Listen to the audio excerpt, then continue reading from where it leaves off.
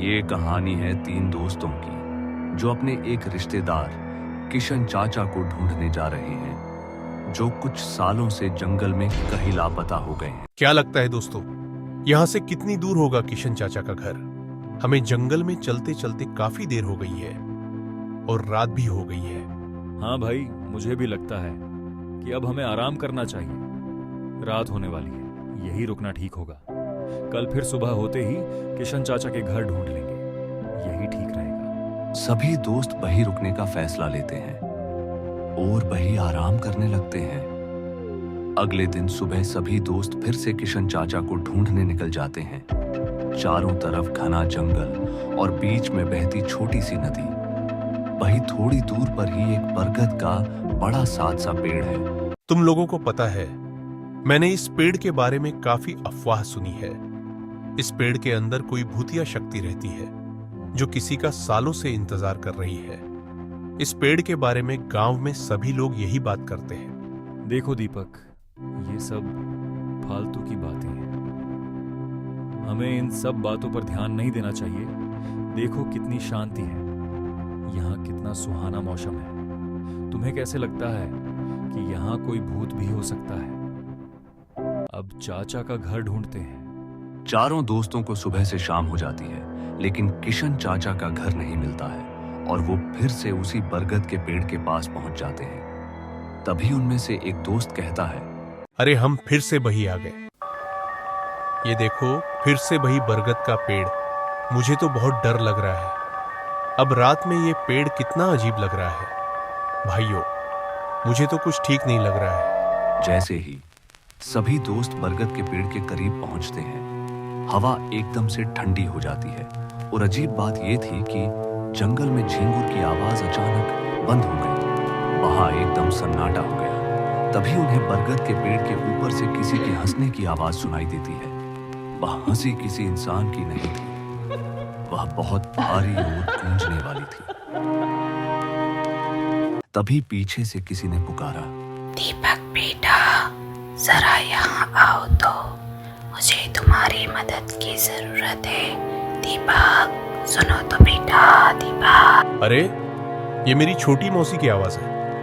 वो यहाँ इस वक्त क्या कर रही है? दीपक पागल हो गया है क्या? तेरी छोटी मौसी तो 2 साल पहले इसी जंगल में मर गई थी। अरे अरे, भाग यहाँ से और पीछे मत देखना। अचानक बरगद के पेड़ से एक सफेद साया नीचे कूदा। वो साया काफी डरावना लग रहा था। चलो दीपक, इससे पहले कि वो साया फिर से हमारे पास आए, अपने घर चलते हैं। जल्दी करो भाइयों, चलो जल्दी।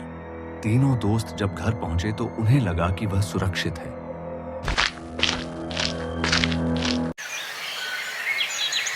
अगली सुबह जब कमल दीपक को जगाने उसके घर जाता है तो उसने देखा कि दीपक के घर के बाहर भीड़ लगी हुई है।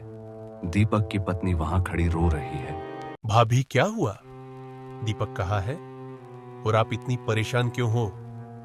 और ये घर के बाहर इतने लोग क्यों इकट्ठा हुए हैं?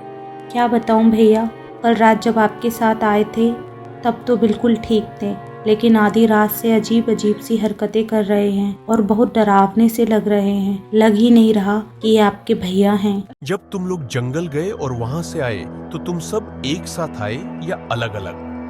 हाँ बाबा, हम साथ ही आए थे, बल्कि दीपक तो हमारे आगे ही चल रहा था। मैं और गोविंद पीछे चल रहे थे।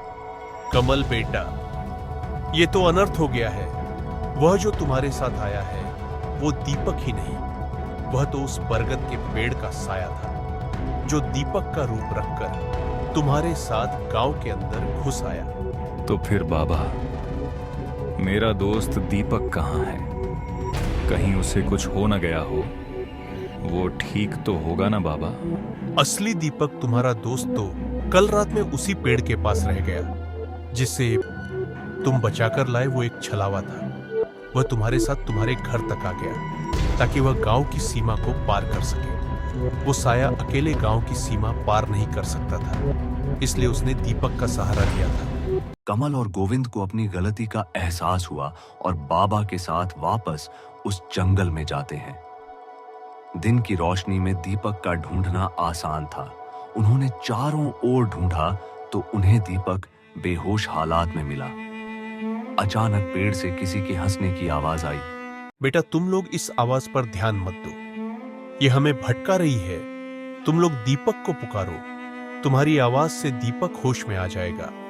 भगवान इस बच्चे की रक्षा कर रहे हैं, तभी ये हमें जिंदा मिल गया, वरना पूरी रात यहां रखने के बाद कोई जिंदा नहीं बचता। हाँ बाबा, हम हमारे दोस्त को बचा लेंगे, हम उसे कुछ नहीं होने देंगे। हमें भगवान पर विश्वास है। और दीपक ने तो कभी किसी का बुरा नहीं किया, फिर ये बुरी शक्ति कैसे किसी भले इंसान का बुरा कर सकती है? दीपक, उठो मेरे भाई, उठ जाओ। भाभी घर पर तुम्हारा इंतजार कर रही है, चलो उठो भाई। कमल के बार बार पुकारने पर दीपक की आंखें खुल जाती हैं और वह कहता है, कमल, ये तो गलत बात है। मैंने तुम्हें कल रात में कितनी आवाज दी, कितनी बार रोका तुम्हें, लेकिन तुमने मेरी एक ना सुनी। क्या तुम्हें अपने दोस्त की आवाज सुनाई नहीं दी? मेरे दोस्त दीपक, मुझे नहीं पता था कि जो मेरे साथ जा रहा है वो मेरा दोस्त नहीं है, कोई छलावा है। और मुझे तुम्हारे पुकारने की आवाज बिल्कुल भी नहीं आई। नहीं तो क्या तुम्हें लगता है मैं तुम्हें छोड़कर चला जाता क्या? सभी मिलकर अब गांव की तरफ जाने लगते हैं। तभी बाबा पूछते हैं कि तुम लोग कल जंगल आए क्यों थे? इस जंगल में तुम्हें क्या काम पड़ गया था? बाबा, हम दीपक के चाचा का घर ढूंढने आए थे। सुना है कि जंगल पार करने के बाद जो घर है वो किशन चाचा का है, लेकिन हम वहां तक पहुंच ही नहीं पाए। चलो मैं तुम्हारे साथ चलता हूं, मेरे सामने ये साया तुम्हें कोई नुकसान नहीं पहुंचाएगा। मैं तुम्हें तुम्हारे चाचा के घर ले चलता हूं। ठीक है बाबा, चलिए हम चाचा को ढूंढने हैं।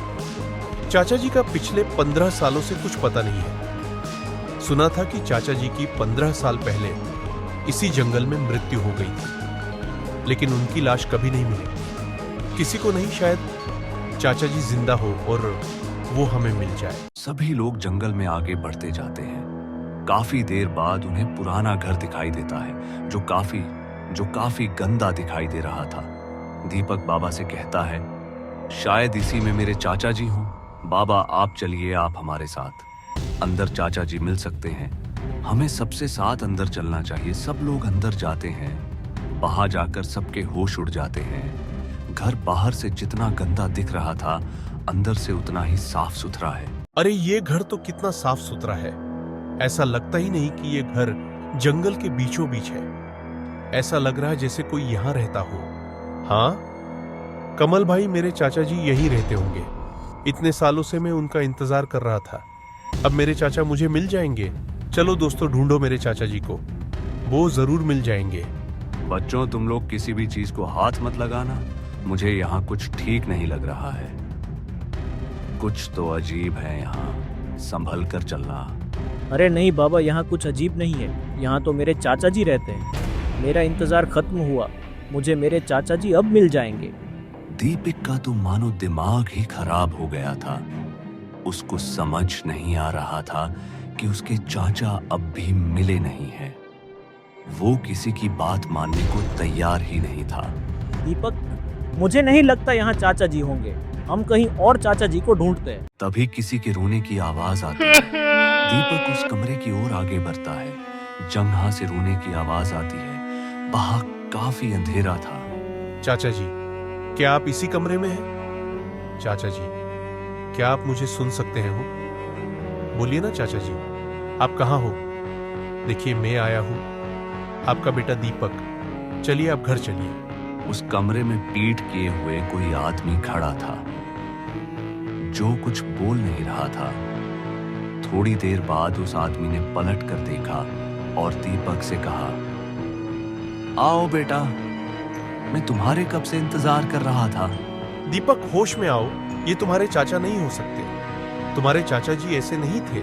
ये कोई शैतान है जो चाचा जी का चेहरा लेकर हमारे सामने आया। देखो इस घर को, ऐसा लग रहा है जैसे ये घर जिंदा हो। देखो, इसमें से खून के निशान दिख रहे हैं, जैसे खून निकल रहा हो। दीपक, ये घर हमें निगल जाएगा, चलो यहाँ से। वो लोग वहां से जाने लगते हैं। सभी लोग जल्दी जाने लगते हैं। हम लोग वापस क्यों जा रहे हैं? ऐसे तो मेरे चाचा जी कभी नहीं मिलेंगे भाइयों। मेरे चाचा जी को ढूंढने में मेरी मदद करो। ऐसे चाचा को छोड़कर मैं नहीं जा सकता। बेटा दीपक, जिद मत करो। तुम्हारे दोस्त तुम्हारे लिए दोबारा इस खतरनाक जंगल में आए, और तुम क्या चाहते हो? तुम्हारी वजह से इनकी जान चली जाए। तुम तुम्हारे चाचा को भूल जाओ। ये जंगल तुम्हारे चाचा को अपना चुका। अब हम उनको नहीं ढूंढ पाएंगे। अब चलो तुम। तभी बाबा को एक डरावनी परछाई दिखती है जो हिल नहीं रही थी, सिर्फ उनको देख रही थी। बाबा ने कहा, जल्दी चलो यहाँ से, यहाँ शैतानी साया पहुंच चुका है। सभी जल्दी जल्दी जाने लगते हैं। कुछ देर बाद बाबा को समझ आता है कि वो फिर उसी बरगद के पेड़ के पास पहुंच गए। कमल पेड़ के ऊपर ध्यान से देखता है तो वहां वो परछाई खड़ी हुई थी, जैसे वो उनका इंतजार कर रही थी। कमल काफी डर चुका था। रात गहरी हो चुकी थी और सभी लोग मौत के उस जाल में फंस चुके थे जहां पर भक्त रुक जाता है। दीपक, देखो फिर वही घर जिसमें हमें वो रूह मिली थी, लेकिन ये यहाँ कैसे आई? इसे तो कितना पीछे छोड़ आए थे। हम यहाँ से बाहर निकल भी पाएंगे कि नहीं? मैं तो बहुत थक गया हूँ। देखो बच्चों, हमें हिम्मत नहीं हारना है। हम कैसे भी करके जंगल से बाहर निकलेंगे।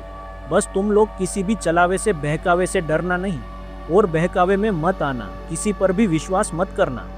तुम सब लोग सुनो, अब हमें यहाँ से बाहर निकलना है। हमें किसी की बातों में नहीं आना है। चलो हम इस जंगल से बाहर निकलते हैं। घर पहुंचने के बाद अगली सुबह सब लोग उनको हैरानी से देखते हैं। सबने बोला, कहाँ गए थे तुम लोग, कहाँ गए थे? अब मत जाना।